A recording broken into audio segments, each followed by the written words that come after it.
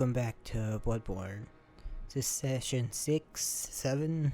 I don't know anymore. With the way approaching the Chalice Dungeon content. Which, also a clarification. If Chalice Dungeon has, like, lore and story implications of some kind with exclusive bosses with interesting information attached, those will be in the main playlist here. And, for this game instead of also on a separate playlist entirely, which is what I mostly intend to do with the more Chalice Dungeon style videos of like randomized ones or just whatever. That way there's some continuity between the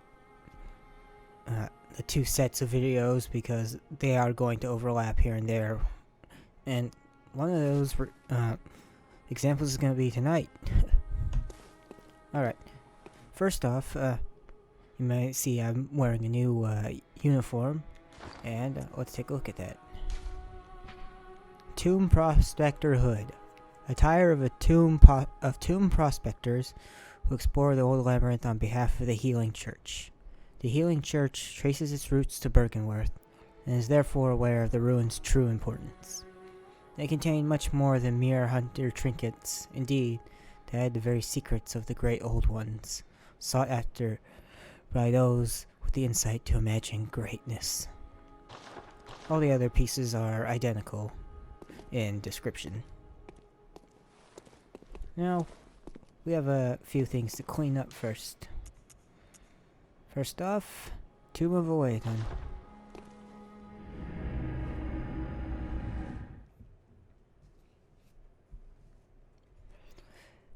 At the end of the last video, doing the Thumero Chalice, oh, well, yeah, this is exactly where I went. We gained, a total of now 40 insight, as you can see in the upper right corner, from beating all those bosses.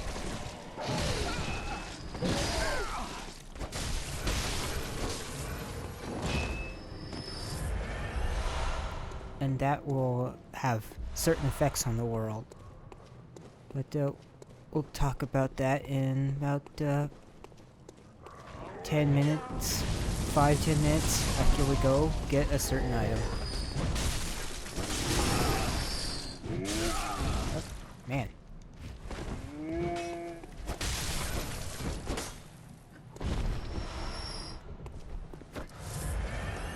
That looked terrible. Getting owned by some rather early enemies this early into the video. Oh boy, let's hope this goes better from here on out. Now, remember this pig down here.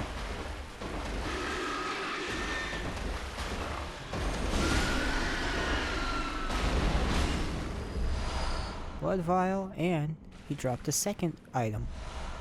Red messenger ribbon. That'll be in consumables, I believe. Or key items. Red ribbon that messengers are oddly fond of. The thick, pungent red was drawn from the organs of some unfortunate victim. Strange choice indeed, but perhaps for the messengers, wearing this accessory constitute a form of mourning. Now, much like our top hat and white bandages, those are some costumes for our little messengers. And we're not going to be putting it on them. It has another purpose. We're going to have to stick with it for a little bit, because it will not be apparent until later in the night. Now, on that 40 insight, we need to head back into the church to see exactly what that entails. As I've spoken before, insight is sort of a metaphysical concept in this of eldritch knowledge, quite literally called madman's knowledge, as one of the consumable items. that that breaks how your mind works and makes you crazy, but makes you more more aware of what's actually going on around you that you could not perceive before. And also, here's a very relevant note to read again. The Bygernwerth spider hides all manner of rituals and keeps our lost master from us. A terrible shame. It makes my head shudder uncontrollably.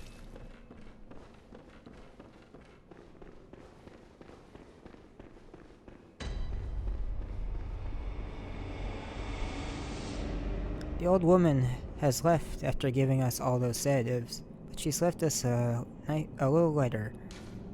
Hold on just wait a wee bit, my little dearie.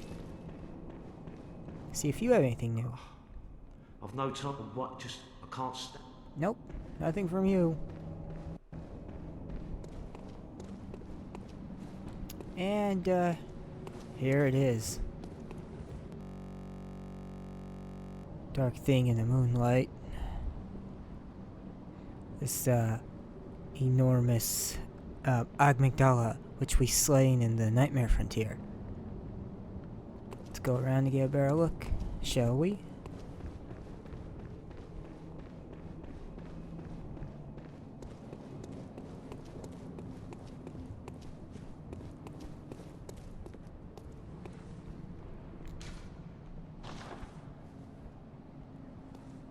Now, unlike the boss version we fought in the Nightmare Frontier, this one is almost twice as large and has large tentacles sprouting from its face there.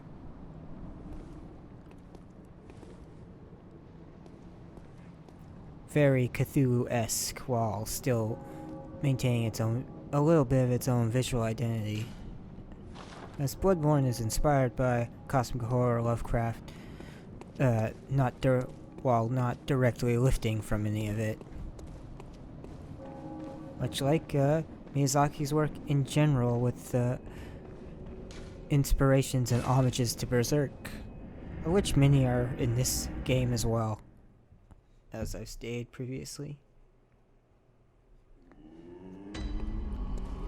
Another thing before we advance.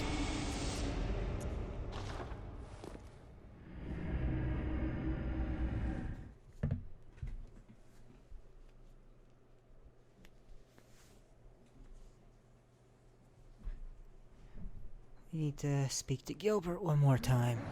He may have something new for us.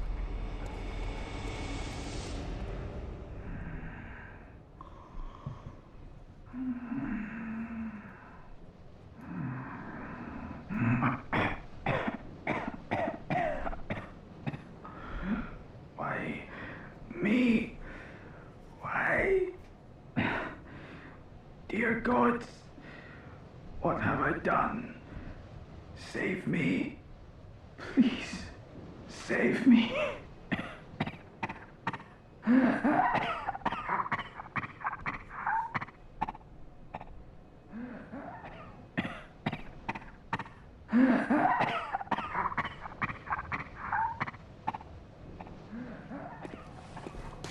And, poor Gilbert, starting to not do so well.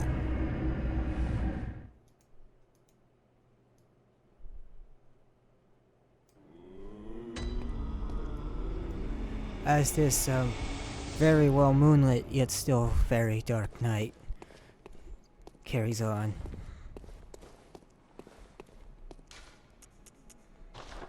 And back to Forbidden Grave, so we can go forward. Back where we had slain the Shadow of Yharnam. Now this area, giant gravesite, obviously, including some rather enormous tombstones, but notably here is this very nice looking archway, which is at least the way I interpret it, has always been the entrance to old Bygernwerth, the college that we visited on our trip towards the Nightmare Frontier. because it just doesn't strike me as being particularly like a cemetery. It just reminds me of like really high society-esque colleges that, you know, like Yale, Harvard, that kind of thing that goes in your head when you think of very rich person colleges.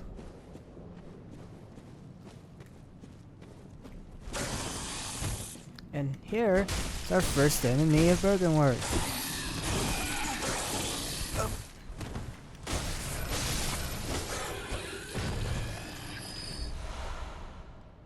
Fantastically named.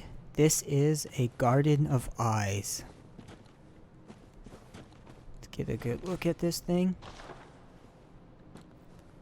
For fans of Dave Cronenberg's remake of The Fly, starring Jeff Goldblum, there's a lot to love here. A humanoid with a vastly swollen head and a very large number of eyes.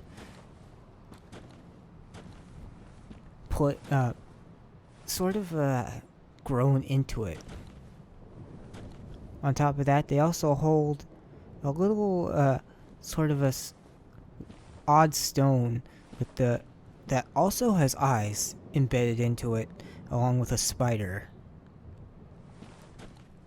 They also have this. My always personal interpretation is that this is like a very old medical smock that someone like a doctor or a laboratory assistant might wear. But I also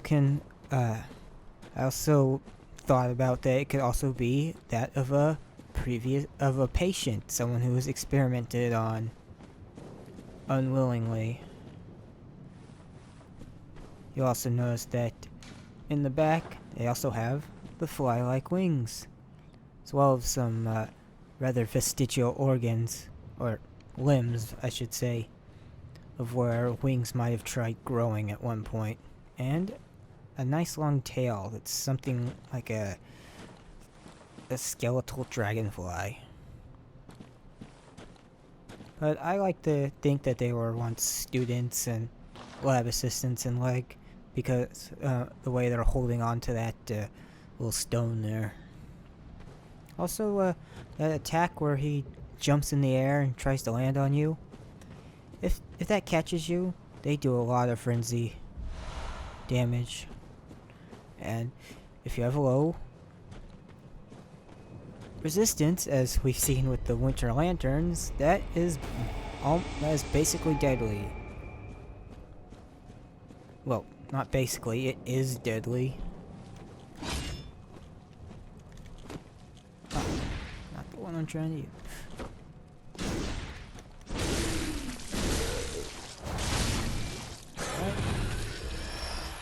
They also drop sedatives, which can go either way, as being a student or a patient. Something to calm them down as they try to find their eyes on the inside.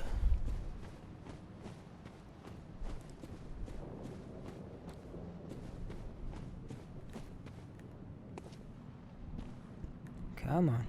I don't want to fight you up there.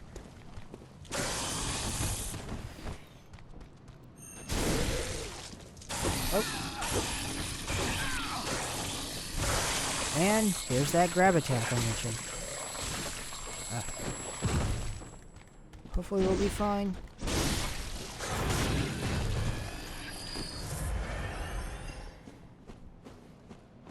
And it's going back down. Thank goodness.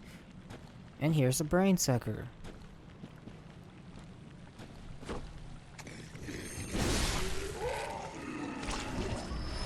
Thankfully you went down in one hit.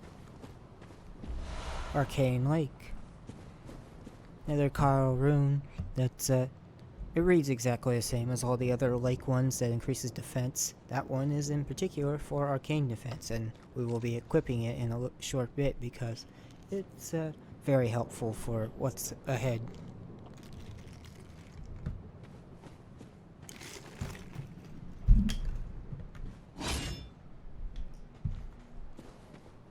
You'll notice two Garden of Eyes resting up top there. on that walkway, and something else.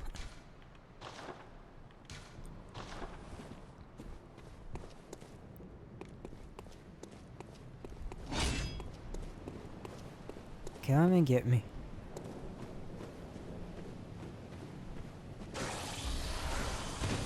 And of course, Bygernwerth would have lots of madman's knowledge lying around.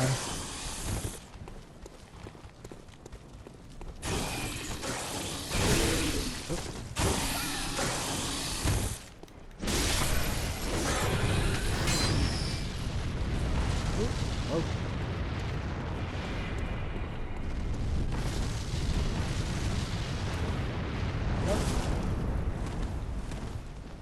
Camera.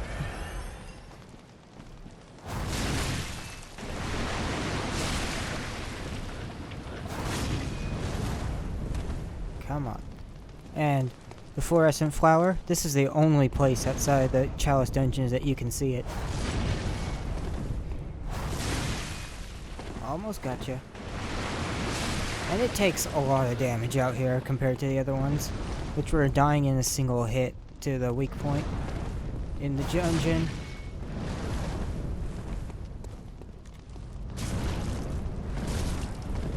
Oh no.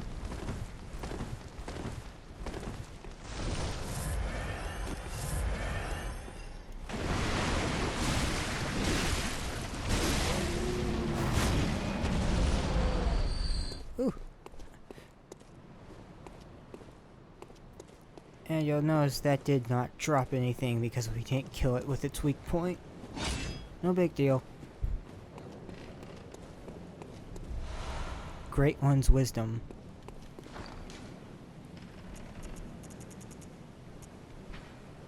Fragments of the lost wisdom of the Great Ones, beings that might be described as gods, used to gain insight. At Bygernwerth, Master Willem had an epiphany.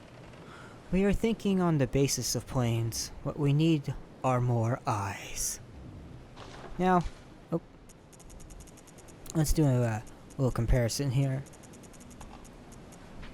This is the typical madman's knowledge that we use to gain one insight. And this is the Great One's wisdom that, despite appearances, only gives you 2.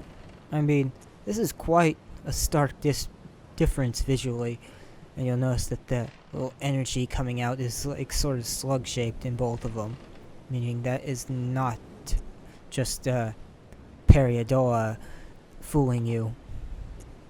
And that, yeah, those are meant to be look like slugs. And of course, it'd be here.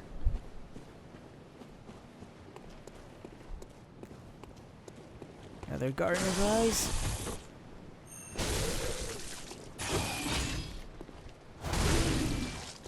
Oh.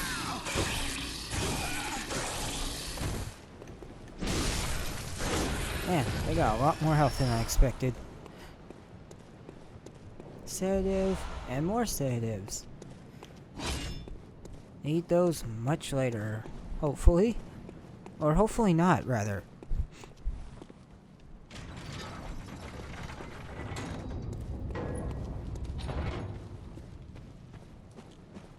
Before we go much further, let's go restock and equip that arcane lake.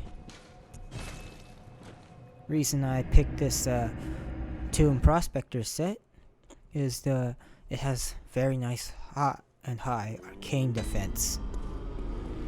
This on top of it will make it much better. Let's see.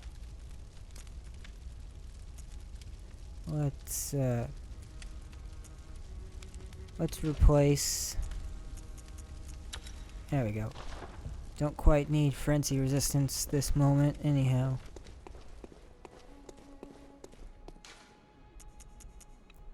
Back to Bygernwerth.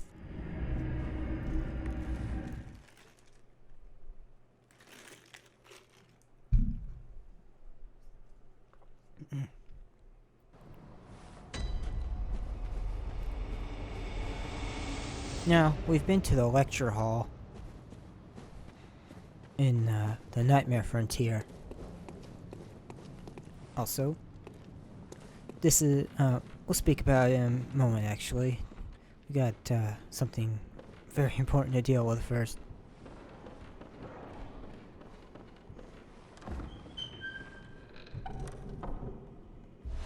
Pearl Slug, another Chalice Dungeon material.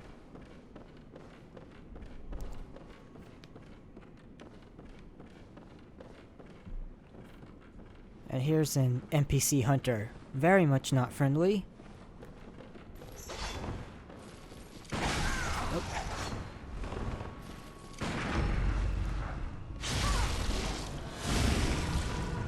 Her name is Yuria the Last Scholar.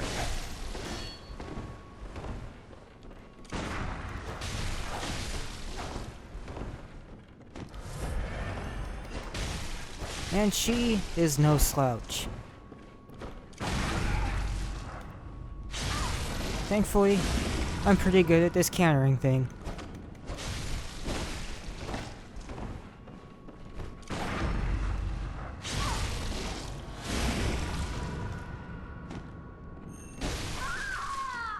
That went well. Thank God. She didn't get to use any of her arcane spells.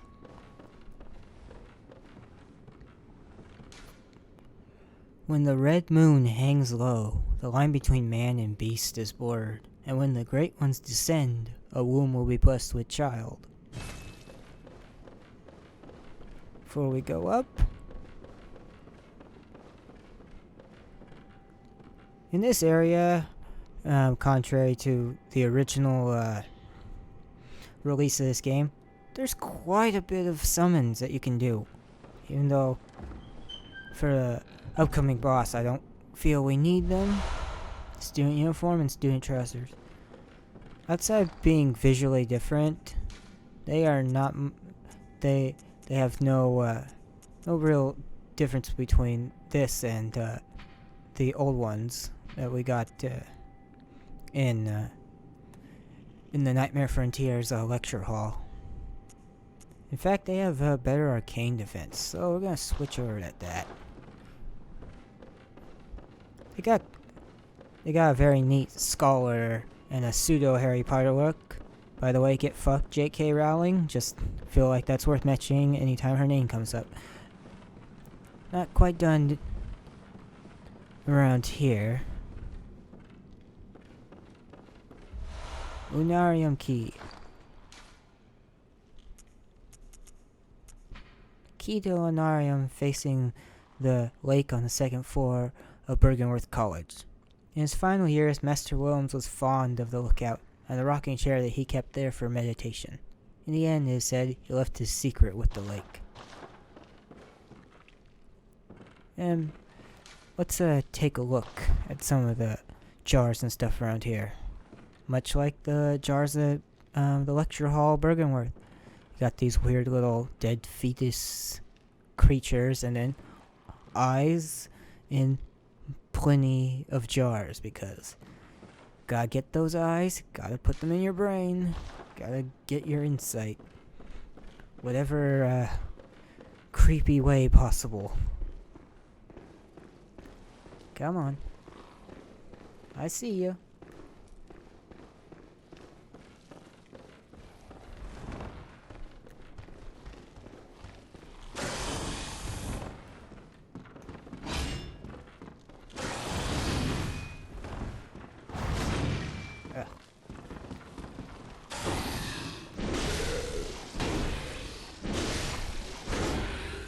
There we go.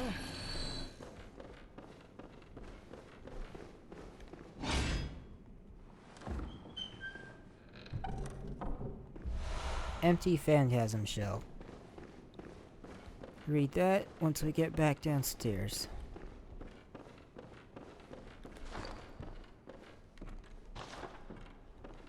Get to the door.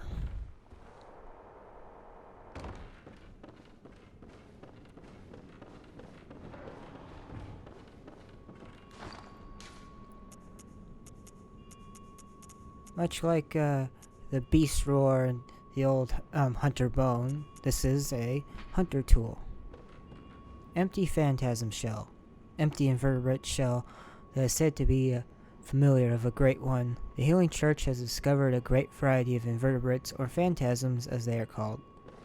Shells with slime still harbor arcane power, and can be rubbed on weapons to imbue them with their strength.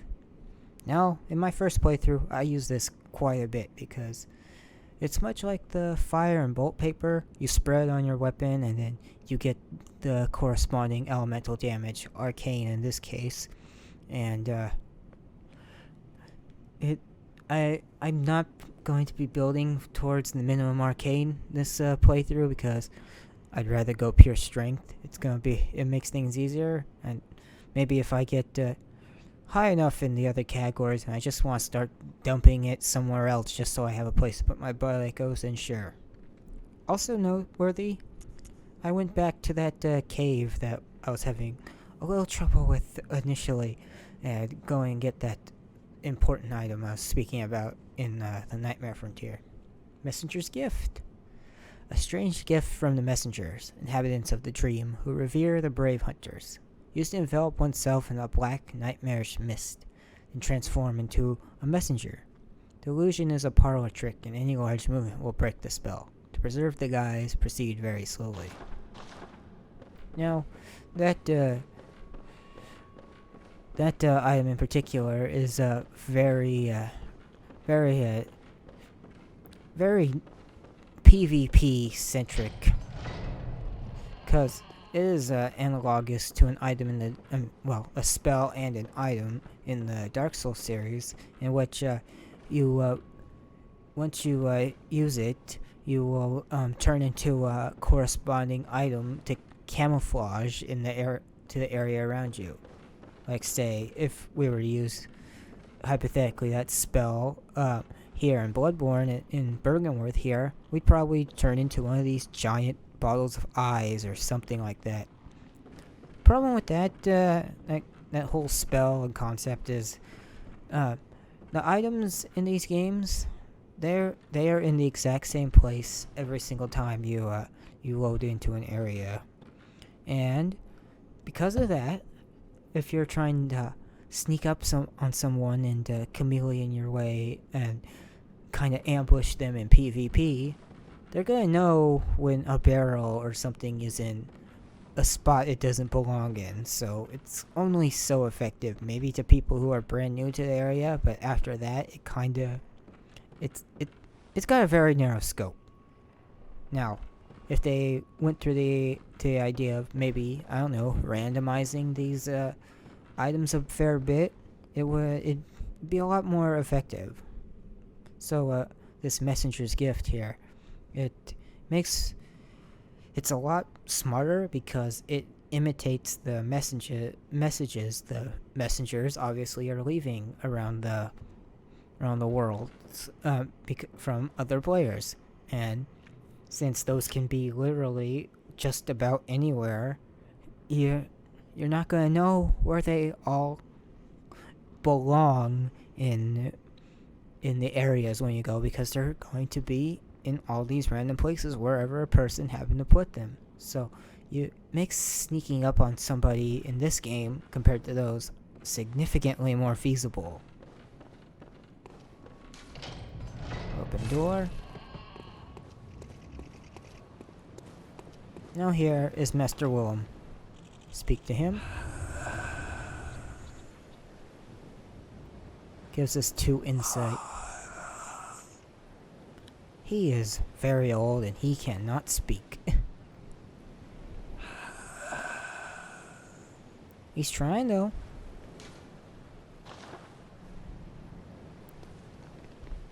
He has a hat relative of a pope or something, and a mask adjoining it that covers up his eyes.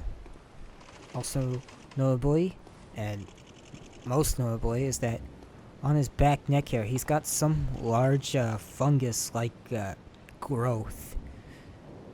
Not entirely sure where that comes from, though I have a pretty good idea that you'll see very shortly. And his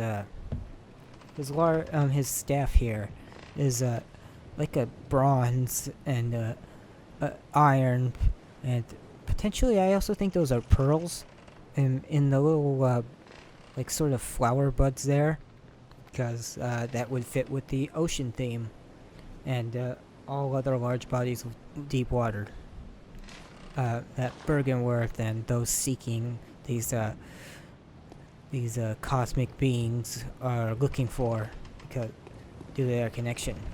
Now, he's also got the very long flowy robe here. And in one of the trailers, he had a line that that's not used in the final game. In fact, there's a couple trailers that do that. Like there's one from Gascoigne as well. But there's one that's I think is very important. And I wish it made it into a main game somewhere, but whatever, call it trailer because From Software likes to do that here and there, particularly in this game. Anyhow, his line is, "We are made, the blood makes us human, makes us more than human, makes us human no more."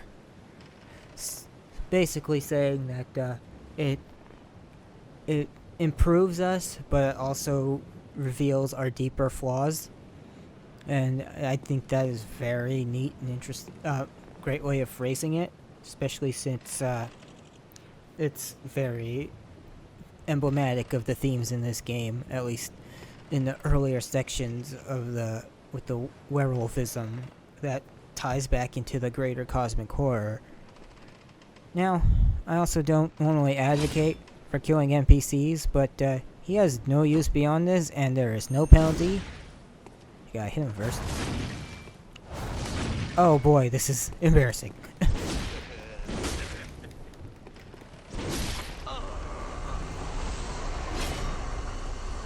And also, in my defense, he's kind of the reason all this crap is happening.